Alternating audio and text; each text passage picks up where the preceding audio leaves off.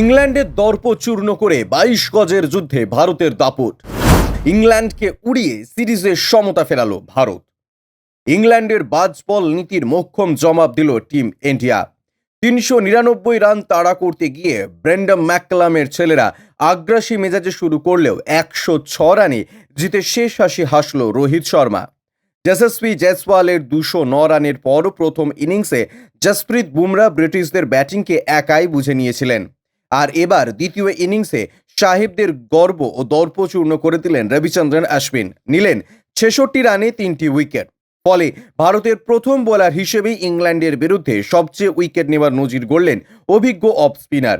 তাকে যোগ্য সঙ্গত করেন অন্য দুই স্পিনার কুলদীপ যাদব এবং অক্ষর প্যাটেল। ফলে চতুর্থ দিনে বেন স্টোকসদের দ্বিতীয় ইনিংসকে ২৯২ রানে শেষ করে দিয়ে ভারত দাপুটে জয় পেল। একই সঙ্গে ৫ ম্যাচের সিরিজে সমতা ফেরারও রাহুল দ্রাবিড়ের ছাত্ররা। অবশ্য এই জয়ের নেপথ্যে শুভমন গিলেরা সেঞ্চুরিকেও ভুলে গেলে চলবে না, কারণ তার ১০৪ রানের জন্যই বড় রানের লিড পেয়েছিল ভারত।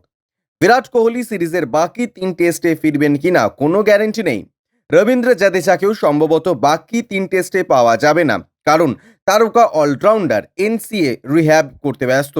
শোনা যাচ্ছে KL রাহুল তৃতীয় টেস্টের দলে ফিরতে পারেন, তবে মোহাম্মদ শামিও খেলতে পারবেন না, কারণ ইংল্যান্ডে অস্ত্রোপচার করাতে যাবেন তারকা পেসার। এখন প্রেক্ষাপটে ইংল্যান্ডকে পাল্টা জবাব দিয়ে ভারতের এই টেস্ট জয় ড্রেসিং রুমকে স্বস্তি এনে দেবে। ব্যুরো রিপোর্ট, ইউজে নিউজ।